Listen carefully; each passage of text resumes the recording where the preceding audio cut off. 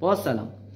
مجموعه سیم قرمز آبی که محتویات پیجمون بیشتر کار خدماتی و مبتنی بر جنس بود، من که کار خدماتی داشتم میذاشتم و نمونه کارامو قرار میدادم، به این فکر رسیدم خب من این نمونه کارا رو قرار میدم، یه سری از افراد اوکی برقکار هستن، میدونن کارا چیه، چطوری اجرا میشه و جنس چیه، ولی یه سری از دوستانی که همراه ما هستن خب شاید اطلاعات کافی درباره برق، قوطی، لوله، نحوه این کارا نداشته باشن.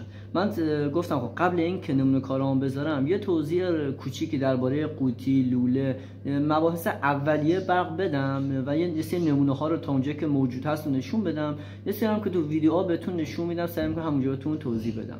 خب اولین چیزی که میخوام بهتون توضیح قوطی برق. قوطی برق انواع مختلف داره. یه سری قوطی ها مثل این قوطی هایی که الان بهتون تو تصویر نشون میدم، قوطی ها به هم چسبیدن، یعنی نوع کلید پریزشون، کاوراشون یکیه، این تکیشه، این دوبلشه، حتی تعدادهای بیشتر میتونیم کنار هم دیگه قرار بدیم. مورد بعدی قوطی های کنافه. قوطی های کناف کلا ظاهرشون با قوطی های عادی فرق میکنه. ظاهرشون به جای اینکه مربع باشه دایره است. چرا؟ چون گردبار خاص میخوره و داخل کناف قرار میگیره. این دو تا پیچ صفر میکنیم، کاملا فیکس کناف میشه. چون توی کناف نمیشه قوطی های مربع رو کار کرد به دلیل اینکه وای نمیشه توی کناف. اما مورد بعدی که میخوایم درباره‌اش صحبت بکنیم لوله برق هست. خب مبحث بعدی که میخوام درباره‌اش صحبت کنیم یا وسیله بعدیمون لوله برق. لوله برق انواع مختلف داره. لوله 11، لوله 13، لوله 16، لوله 21 که بنا به سایز کابل و سیم و اینجور وسایلی که میخوایم استفاده کنیم از هر کدوم از این لوله ها ما استفاده میکنیم. لوله های پی وی سی داره، لوله پلیورتان داره، لوله های نشکن داره، لوله های نسوز داره، انواع مختلف داره، ولی بیشتر تو کارهای کوچیک از لوله های سایز 13 و پی وی سی استفاده میشه. هم قیمتش مناسب تره برای کارفرما، هم وقتی بره زیر کار زیاد نمیشکنه. بهتره، به نظر من بهتر از لوله های پی وی سی 13 استفاده بشه، مناسب تره.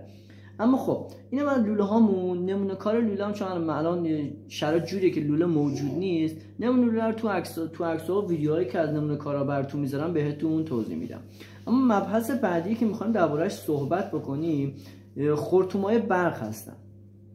خب مبحث سوم یا وسیله سومی که تو زیرسازی ازش استفاده میکنیم خرطومه برقه. خرطومه برق جاهایی استفاده میشه که دیگه عبور دادن لوله اونجاها خیلی سخته. روی دیوار خب دو تا پریز نزدیک به هم دیگه، لوله بره کف و برگرده و بره داخل پریز، خب هم مسیر لوله و سیم کشی زیاد میشه، هم به مقرون به صرفه نیست. حالا اینا رو بیشتر تو ویدیوها بهتون توضیح میدم، ولی تو اونجور جاها از خرطوم استفاده میکنیم.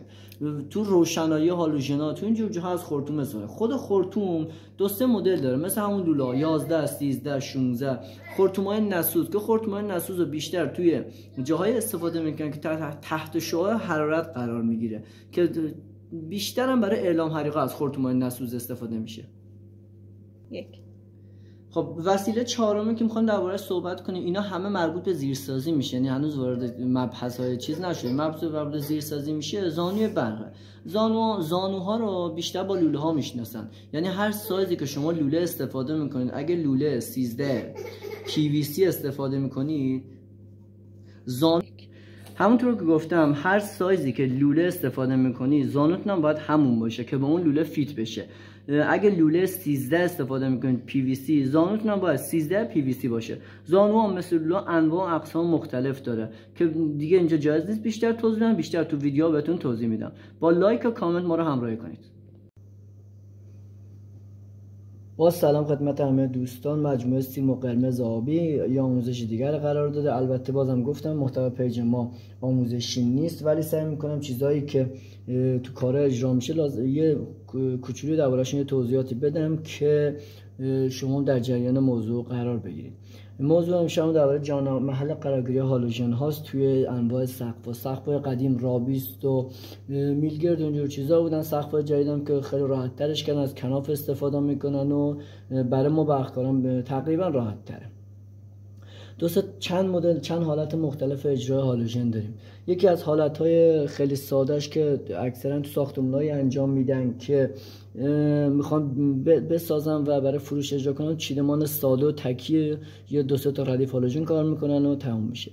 یه سری حالات هست خب کارفرما میگه من میخوام این طرح برام اجرا بشه. مثلا چند تا هالوژن کنار هم دیگه قرار بگیره، بعد یه فاصله و دوباره چند تا هالوژن دیگه، میشه چیدمان چند تایی. حالت سوم که دیگه اصلا طرح خاصه یه عکس بهت نشون میده، طبق اون طرح میگه برام اجرا کن.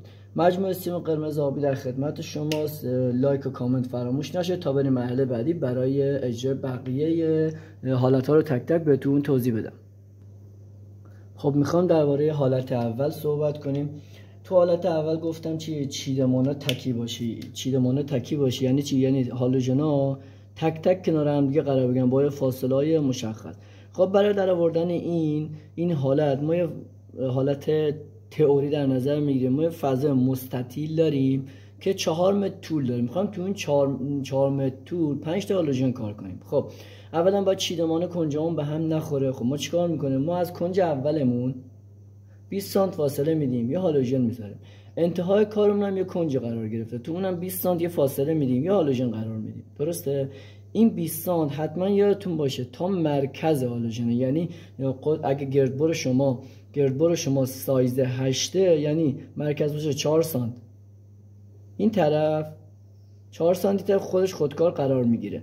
وقتی گردبر مرکز بذاره 4 سانت قرار میگیره. درسته؟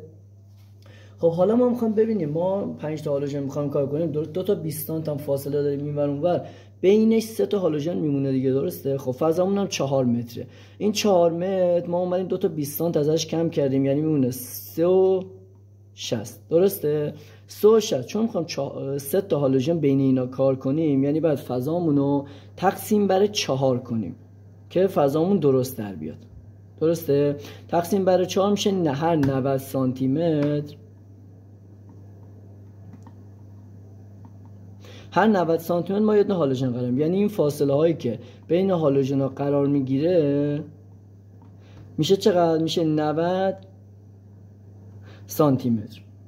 فقط نکته خیلی مهمه اینجا حتما باید تاکید میکنم، شما یه هالوژن دارید. خب اگه این 90 سانت وسط به وسط هالوژن ها باشه، اگه این کارو نکنید شما آخر سر 3 تا 4 سانت کم میارید، یعنی این فاصله آخر 12 سانت از این 90 کم میشه، یعنی میشه 78. اگه مرکز به مرکز نگید این اتفاق براتون میفته. حتما رعایت کنید که مرکز به مرکز باشه تا فاصله هاتون دقیق در بیاد، کارتون خیلی تمیزتر از حالت معمول در بیاد. خب میریم سراغ حالت بعدی، چیدمان چند تایی. یعنی این شکلی 3 تا من 3 تا در نظر میگیرم، چون تو کار من 3 تا. حالا شما میتونه پیمان کارفرما بگه 2 تا چند تا شاید تعداد بیشتر. خب ولی خب 3 تا دیگه عرفشه، زیادتر هم قشنگ نمیشه. تو این حالت چیکار کنیم؟ این اندازه هاش فرق میکنه. حالا من راه حلی که خودم پیدا کردم و جواب داد اونو بهتون میگم که دیگه دنبال کار سختشم نگردید. راه حل من چی بود؟ من اومدم کارمو مثل قبل تقسیم کردم به حالتهای تکی. درسته؟ خب تو این حالت تکی اندازه من تا وسط هالوژن وسطی بود، یعنی این. درست؟ من تا اون وسط اندازه گرفتم. خب گردبر من 10، گردبر من 8، یعنی یه 4 سانت اینجا فاصله دارم. بذار بزرگتر بکشم ببینید. یه 4 سانت من اینجا فاصله دارم. یه 2 سانت فاصله بین هالوژن ها میذارم، دوباره یه 4 سانت میشه گردبر بعدی. درسته؟ یعنی من از مرکز این هالوژن که بخوام کناریشو بزنم تا کناریش من 10 سانت از این مرکز به این مرکز، یعنی بذارین این سبکی بهتون بگم که راحت باشه. من یه هالوژن دارم مرکزش اندازه 10 سانت میخوام فاصله بدم، یه هالوژن دیگه بذارم. درسته؟ اینو میذارم 10 سانت فاصله اینجا میشه.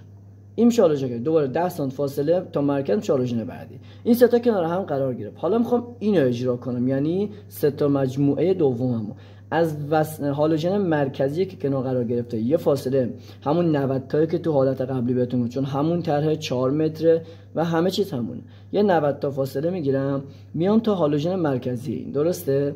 این هالوژن مرکزی اجرا کردم، دوباره یه 10 سانت یه دونه، یه 10 سانت یه دونه دیگه، میشه مجموعه دوم. درسته؟ برای مجموعه بعدی هم همین کارو میکنیم. از هالوژن وسطی یه فاصله که اندازه‌ای که در آوردیم همون 90 سانت هالوژن مرکزی، 10 سانت هالوژن بعدی، 10 سانت هالوژن بعدی.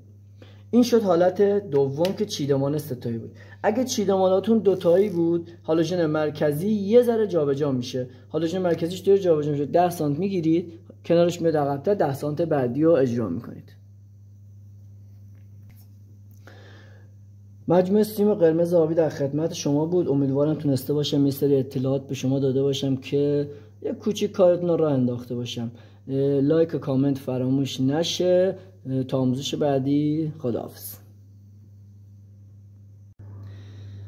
پیرو استوریو امروز همونطوری که مشاهده کردید میخوام درباره مداری صحبت کنم به اسم کلید تبدیل. کلید تبدیل چیه و چه کاربردهایی داره؟ الان مثال خیلی ساده میزنم که بدونید چی و کجاها مورد استفاده قرار میگیره کلید تبدیل.